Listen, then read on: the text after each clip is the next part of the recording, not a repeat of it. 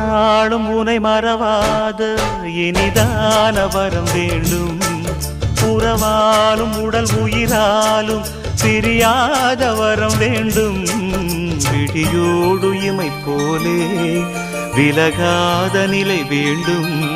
இணையான இளமானே துணையான இளமானே, இணையான இளமானே துணையான இளமானே.